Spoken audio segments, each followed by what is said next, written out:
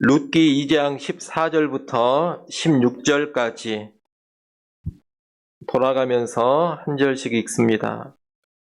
식사할 때 보아스가 룻에게 이르되 이리로 와서 떡을 먹으며 내 떡 조각을 초에 찍으라 하므로 룻이 곡식 베는 자 곁에 앉으니 그가 볶은 곡식을 주매 룻이 배불리 먹고 남았더라. 룻이 이삭을 주우러 일어날 때에 보아스가 자기 소년들에게 명령하여 이르되 그에게 곡식단 사이에서 죽게 하고 책망하지 말며 같이 봅니다. 또 그를 위하여 곡식 다발에서 조금씩 뽑아 버려서 그에게 죽게 하고 꾸짖지 말라 하니라. 아멘. 우리가 계속해서 룻기 말씀을 보고 있는데 이 룻기는 인내, 헤세드를 강조하고 있습니다. 예전에 인내, 헤세드에 관하여서 간략하게 설명을 드렸습니다. 기억이 나실지 모르겠습니다. 여러분, 헤세드, 인내가 무엇이라고 설명을 드렸습니까? 헤세드, 인내라는 것은 주로 언약 관계 안에서 마땅히 그렇게 해야 될 의무는 없지만 강한 자가 약한 자를 위해서 보호해주고 필요한 것을 공급해 주는 것입니다. 이것이 인내, 헤세드입니다. 룻은 시어머니 나오미를 향해서 인내를 베풉니다. 그리고 보아스는 룻에게 인내를 베풉니다. 우리는 지난 시간에 보아스가 이삭 죽기를 하러 나온 룻을 인내로 대하는 장면을 봤습니다. 보아스는 룻에게 세 가지 은혜를 베풀어 줬습니다. 먼저 자기 밭에서 추수하는 일꾼들과 함께 이삭을 줍도록 해줬습니다. 그리고 남자 일꾼들이 여자인 룻을 함부로 건들지 못하도록 조치를 취했습니다. 아울러 룻이 목이 마르다면 소년들이 떠온 물을 마음껏 마실 수 있도록 해줬습니다. 보아스는 룻에게 최대한의 안전과 편의를 제공하면서 많은 이삭을 줄 수 있도록 배려를 해준 겁니다. 이에 룻은 보아스의 인내에 겸손히 감사를 표현했습니다. 이렇게 인내를 베풀 수 있는 사람은 인내를 베풀고 인내를 받은 사람은 겸손하게 감사하는 것, 이것이 아름다운 성도의 삶입니다. 이 보아스는 오늘 본문에서도 계속해서 룻을 선대합니다. 오늘 본문에 보면 각 절마다 보아스가 룻에게 인애를 베풀고 있음을 잘 알 수가 있습니다.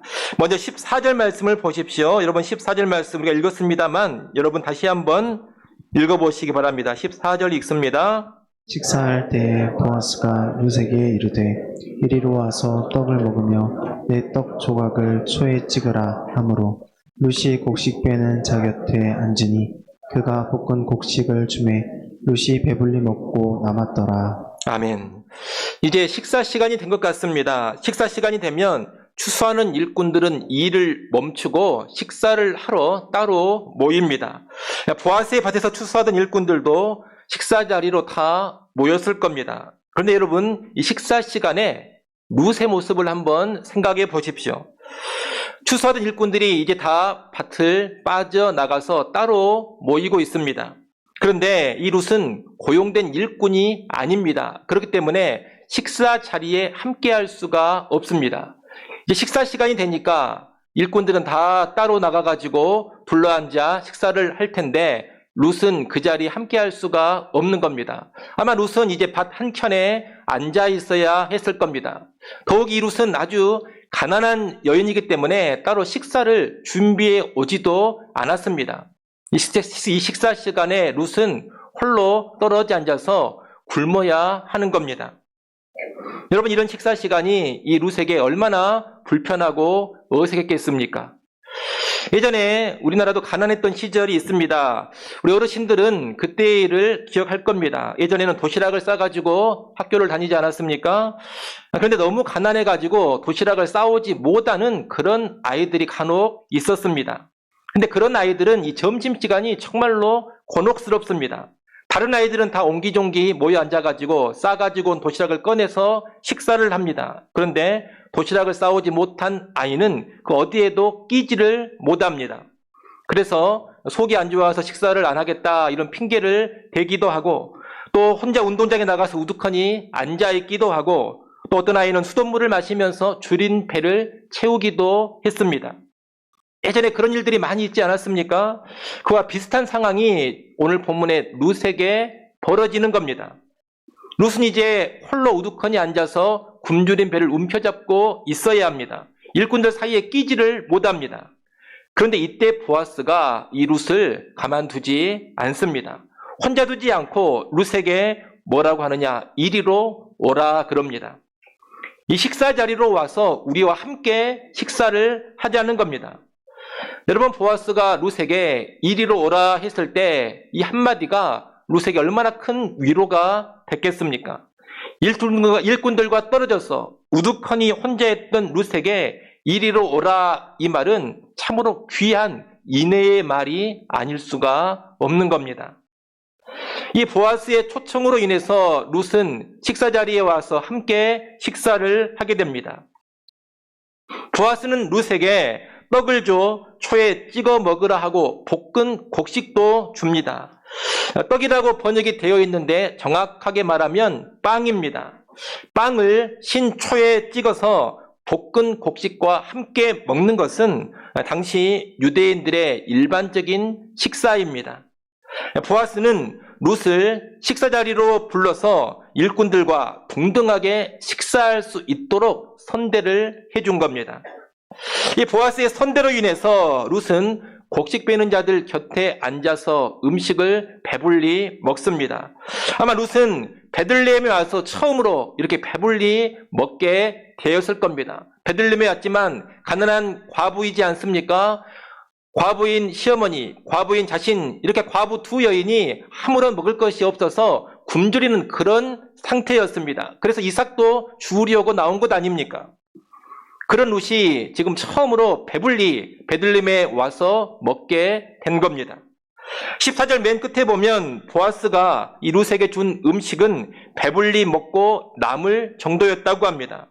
보아스는 룻에게 아주 풍성하게 식사를 제공해 준 겁니다.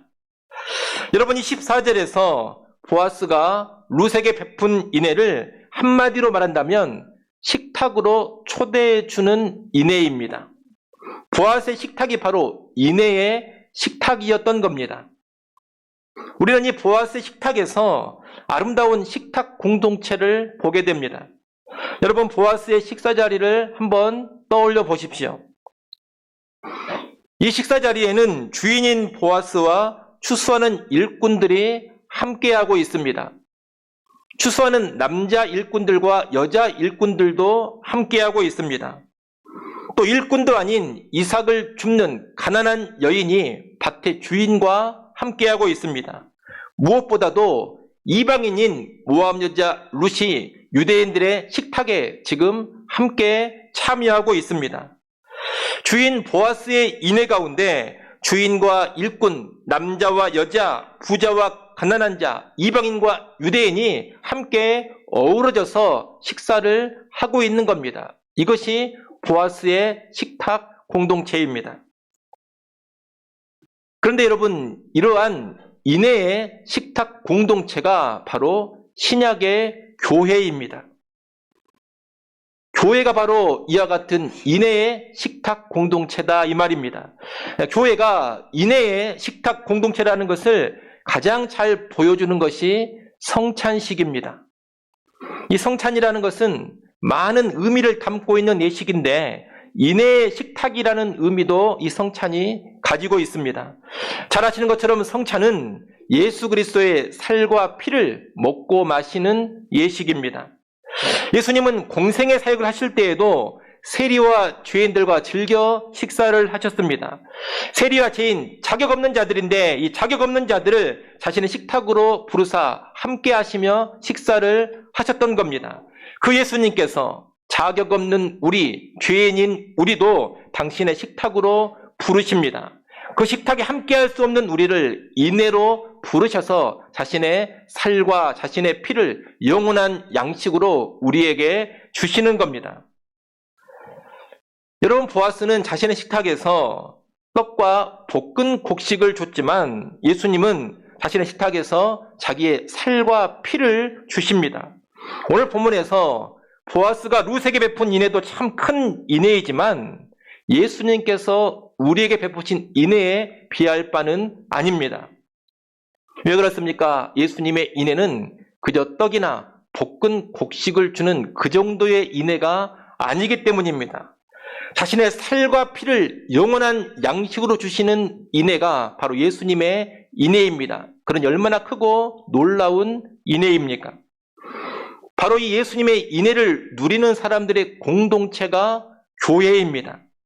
자기 자신을 내어주시는 예수님의 식탁에 초청받아서 함께하는 공동체, 그 놀라운 예수님의 인애로 살아가는 공동체, 그런 공동체가 바로 신약의 교회라는 겁니다.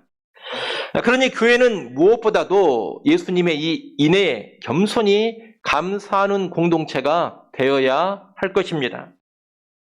나아가 예수님의 인애를 받고 있는 이 교회는 다른 사람들을 향해서도 동일한 인애를 반드시 베풀어야 합니다. 그래서 교회는 예수 안에서 주인과 일꾼을 가리지 않습니다. 예수 안에서 부자와 가난한 자를 가리지 않습니다. 남자와 여자를 가리지 않습니다. 지역과 인종과 민족과 국가를 가리지 않습니다. 건강한 사람과 장애가 있는 사람도 가리지 않습니다. 외모와 능력, 학벌을 가리지 않습니다. 교회는 예수 안에 있는 모든 사람을 다 인애로 품고 인애로 대하는 겁니다. 예수 안에 있는 모든 사람을 향해서 이리로 오라고 함께 식사하자고 부르는 겁니다. 그것이 바로 교회입니다. 교회는 특히 이삭을 죽고 있는 고달픈 사람들, 힘겨운 사람들, 괴로운 사람들을 적극적으로 부를 수 있어야 합니다. 여러분, 자칫 잘못하면 이 교회가 고달프고 가난한 사람들, 이삭 죽게 하는 사람들과 거리를 두려고 할 수가 있습니다. 부자들이라든가 힘 있는 사람들과는 가까이 하면서 이삭 죽게 하는 사람들과는 멀리 하려고 할 수가 있다는 겁니다. 부자들은 이리로 오라 그렇게 말하는데 이삭을 줍는 사람을 향해서는 너는 저리로 가라 그렇게 말할 수가 있습니다. 그런데 그렇게 되는 순간 교회는 인애를 상실해 버리는 것이고 바로 그 순간 교회는 악한 공동체가 되어버리는 겁니다. 신약성경 야고보서 2장은 바로 그런 악함을 경고하고 있습니다. 야고보서 2장 2절로 4절까지 말씀을 우리가 한번 보겠습니다.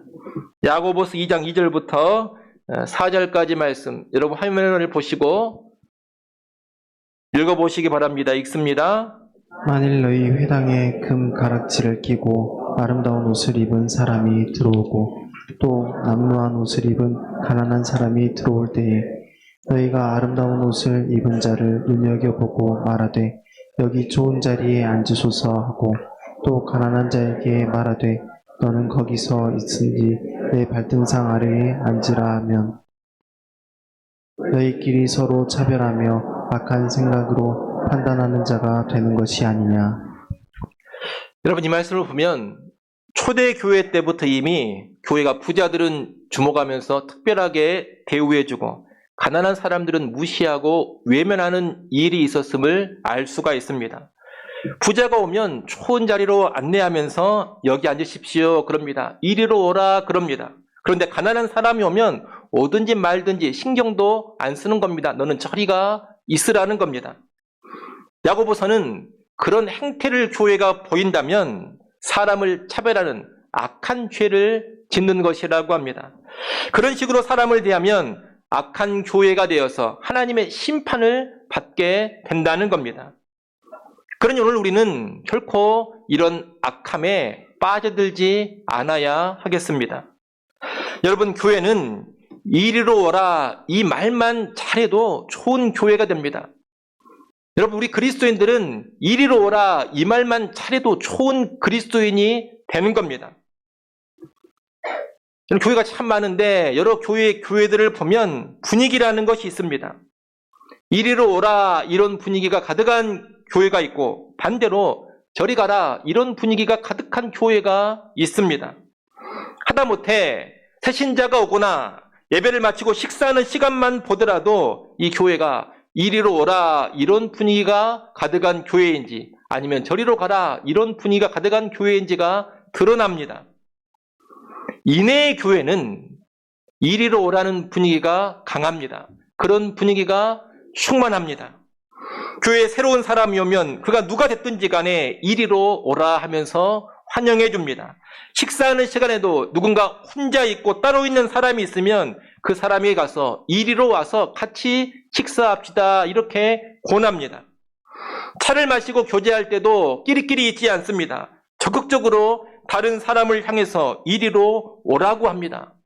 여러분, 이런 교회가 인애가 있는 교회인 겁니다.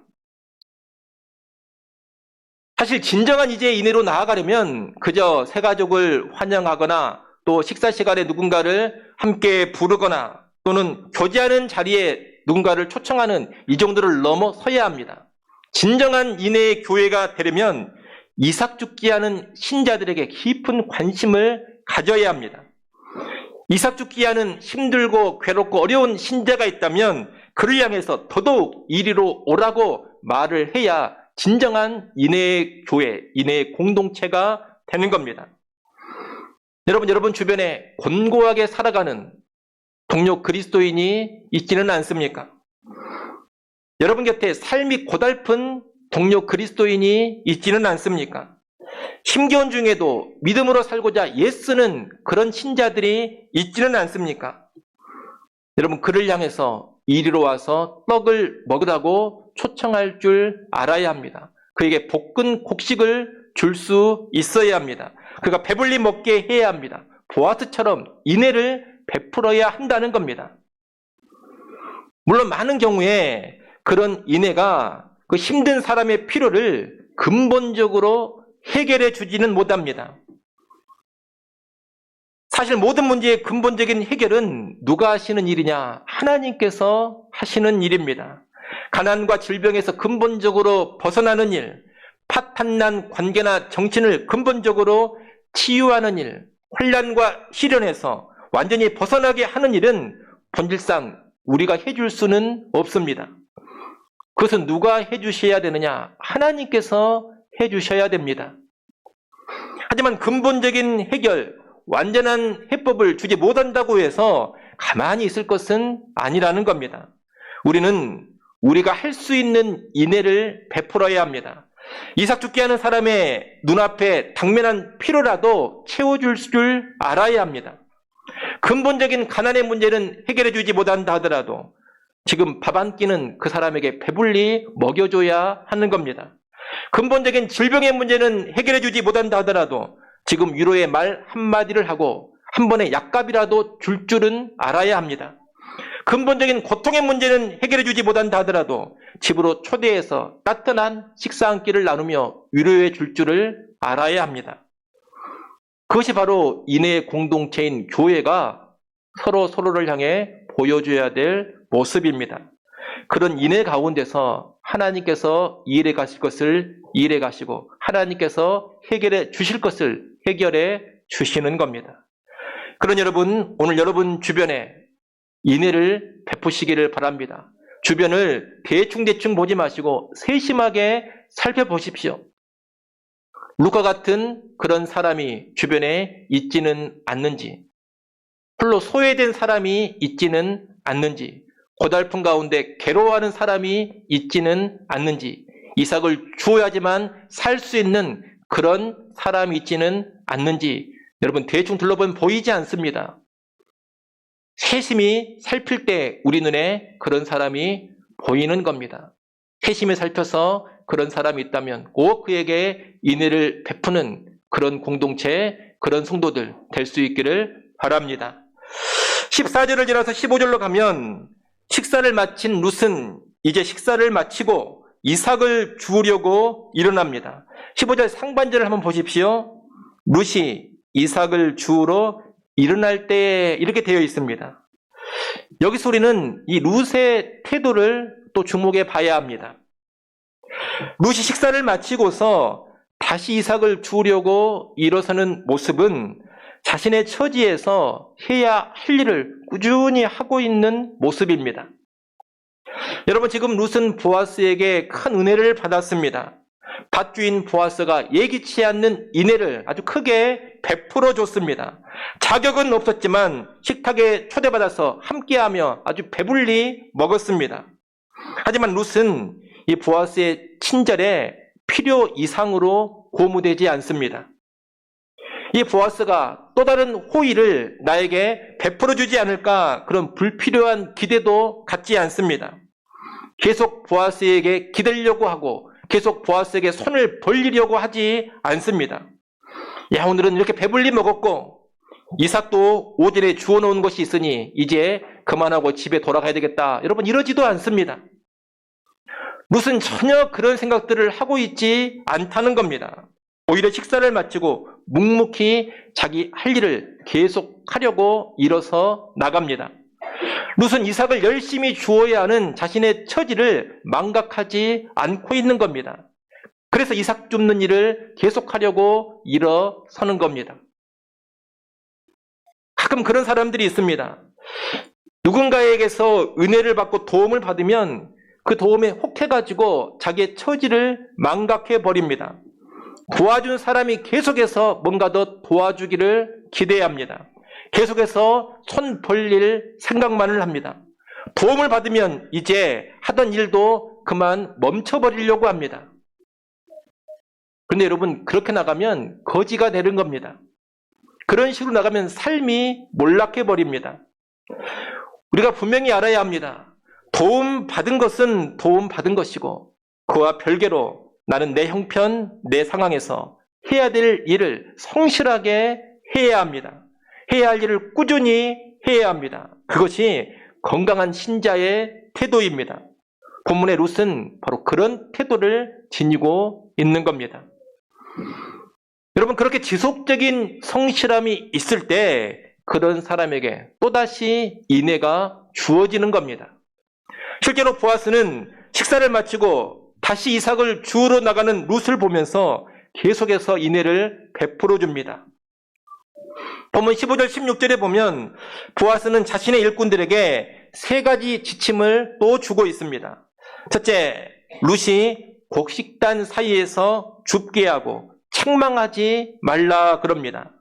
여기서 책망하지 말라 이 말은 수치스럽게 하지 말라, 모욕하지 말라 이런 뜻입니다. 번역이 조금 아쉽게 됐습니다. 룻이 추수하는 일꾼들 사이에서 이삭을 주울 때 가난하다고 무시하면서 수치를 주거나 모욕하는 일을 결코 하지 말라고 하는 겁니다. 둘째, 16절 상반절에 보면 곡식 다발에서 조금씩 뽑아 버리라고 합니다. 곡식을 베거나 벤 곡식을 단으로 묶을 때 일부러 이삭을 손으로 조금씩 뜯어가지고 바닥에 버리라는 겁니다. 여러분, 본래 이삭 줍기는 추수하는 과정에서 저절로 떨어지는 이삭만 줍는 겁니다. 그런데 보아스는 곡식 다발에서 일부러 이삭을 뜯어가지고 버려라 그렇게 명하고 있습니다. 이삭을 많이 주울 수 있도록 아주 파격적인 지침을 주고 있는 겁니다. 셋째, 10절 하반절에 보면 룻을 꾸짖지 말라 그럽니다. 꾸짖지 말라는 것은 룻의 행동을 이리저리 꼬투리 잡아가지고 야단치지 말라는 겁니다. 여러분, 지금 보아스는 룻이 존중받는 가운데 편안한 마음으로 최대한 이삭을 많이 주울 수 있도록 해주고 있습니다. 율법이 명령하는 수준을 뛰어넘어서 룻을 선대하고 있습니다. 식탁 초청에 이어서 계속해서 커다란 인애를 베풀어주고 있는 겁니다. 그런데 여기서 우리가 하나 궁금증을 가질 수가 있습니다. 무슨 궁금증이냐? 아니, 보아스가 이렇게 룻을 많이 도와줄 생각이라면 아예 그냥 곡식을 집으로 가져다 주면 되지 않겠느냐?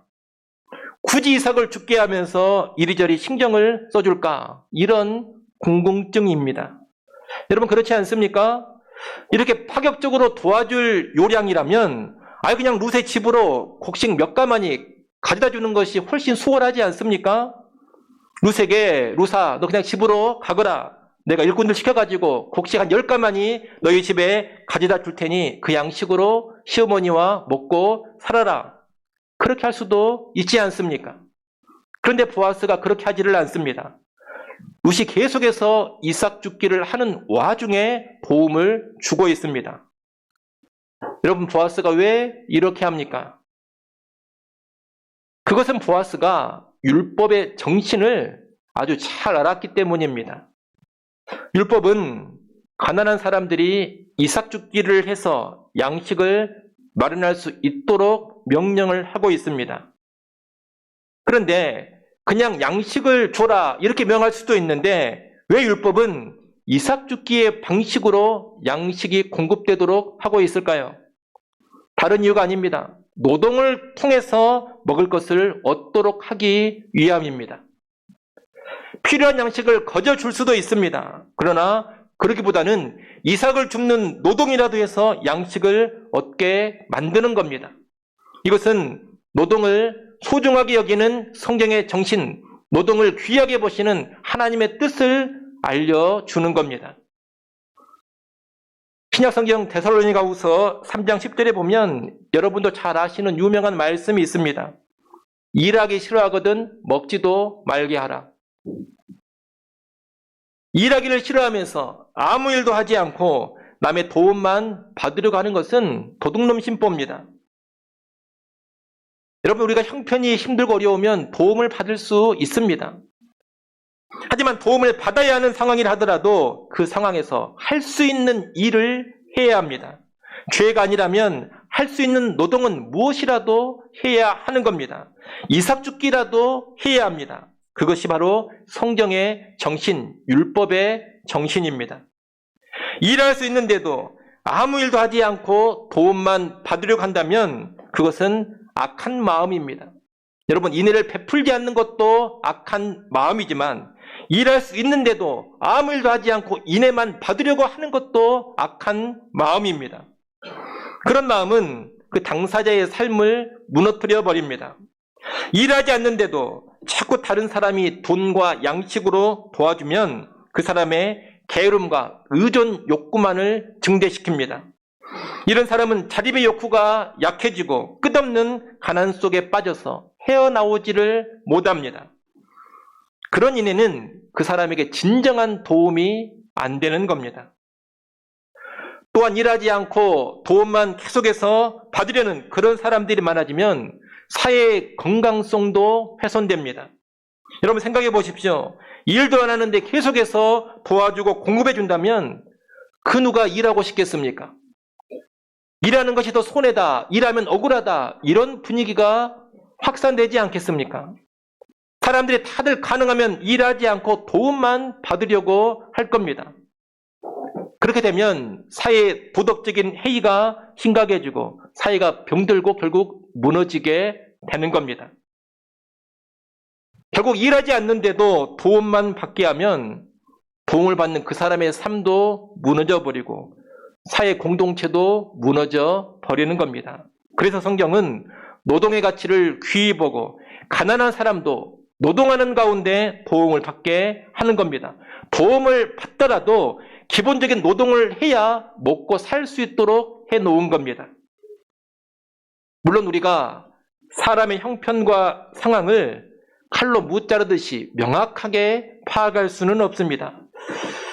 우리가 얼핏 볼 때는 일할 수 있어 보이지만 일할 여건이 전혀 안 되는 사람들이 분명히 있습니다. 또 일하고 싶지만 어떤 일자리도 찾을 수 없는 그런 사람들도 있습니다. 도저히 일할 수 없는 사람, 전혀 일할 수 없는 그런 형편이 분명히 있습니다. 또 일하지 않는 사람이라 하더라도 일단은 긴급하게 생계를 위해서 도와줘야 할 때도 있습니다. 그런 경우들은 우리가 잘 분별해서 노동 없이도 도와줄 줄 알아야 할 것입니다. 하지만 성경의 기본적인 원칙은 뭐냐? 일하기 싫어하거든 먹지도 말게 하라는 겁니다. 도움을 주더라도 노동하는 사람에게 도움을 주고 노동의 과정을 거쳐서 도움을 받게 하라는 겁니다. 이것이 율법의 정신, 성경의 정신인데 보아스는 바로 그 정신을 잘 알고 있었던 겁니다. 그래서 이 가난한 여인 룻을 그냥 돕지 않습니다. 이삭 죽기를 그녀가 계속 하게 하면서 이삭 죽기를 하는 가운데 인애를 베풀며 도와가고 있는 겁니다. 오늘 우리의 인애도 이런 지혜가 있어야 합니다. 여러분, 막무가내로 무조건 돕고 베푸는 것이 인애가 아닙니다. 이 인애가 그 사람의 삶에 참된 도움을 주는지를 살펴야 합니다. 이 인애가 그 사람의 부정적인 성향을 증대시키지는 않는지를 살펴야 합니다. 이 인애가 게으른 사람들, 악한 사람들에게 이용당하지 않도록 주의해야 합니다. 그래서 고린도후서 6장 1절에도 보면 하나님은 뭐라고 말씀하시느냐? 은혜를 헛되이 받지 말라, 그렇게 말씀합니다. 인애를 받았음에도 불구하고 긍정적인 반응이었고 아무런 결실도 맺지 않는 것, 여러분, 이것이 바로 은혜를 헛되이 받는 겁니다. 하나님은 은혜를 주셨는데 그 은혜가 헛된 결과로 나오면 그런 모습을 책망하십니다. 그리고 그들에게 더 이상 인애를 베푸시지 않습니다. 인애를 거두어 버리시는 겁니다. 그러므로 오늘 우리의 인애도 선한 결실을 맺어야 합니다. 인애를 통하여서 사람이 회복되어야 되고, 인애를 통하여서 그 사람의 실제적인 삶이 증진되어야 합니다. 건강한 공동체, 건강한 사회를 일구어 가게 해야 합니다. 인애를 통해서 이런 결실이 맺어져야 바른 인애입니다. 이것을 꼭 기억하시고 여러분, 인애를 후히 베푸시되 분별력 있게 지혜롭게 인애를 베푸시기를 바랍니다. 오늘 말씀을 정리합니다. 우리는 오늘 계속해서 룻에게 베푸는 보아스의 인애를 받습니다. 보아스는 한 식탁으로 룻을 불러 배불리 먹게 해주는 인애를 베풀었습니다. 또한 룻이 열심히 노동하는 가운데 여러 가지 혜택을 받을 수 있도록 인애를 베풀었습니다. 오늘 우리에게도 그런 인애가 꼭 있기를 바랍니다. 여러분, 가난하고 힘든 사람들, 이런저런 이삭 죽기로 힘겹게 살아가는 사람들을 결코 외면하지 마십시오. 이삭을 줍는 누군가를 향해서 이리로 오라고 초청하시고 배불리 먹이는 그런 성도가 되십시오. 더불어 지혜롭고 분별력 있게 인애 베풀기를 바랍니다. 사람들에게 이용당하지 마시고 인애를 받는 자가 선한 결실을 맺을 수 있도록 인애를 베풀어 가십시오. 일하는 자, 수고하는 자, 힘든 상황을 극복하려고 애쓰는 자에게 더 주목하면서 인애를 베풀어 가십시오. 그런 인애의 삶을 통하여서 나나 인애를 받는 사람이나 동일한 하나님의 은혜 안에 거하게 될 겁니다. 꼭 그런 삶으로 나아가는 우리 모두가 될 수 있기를 소원합니다. 기도하겠습니다.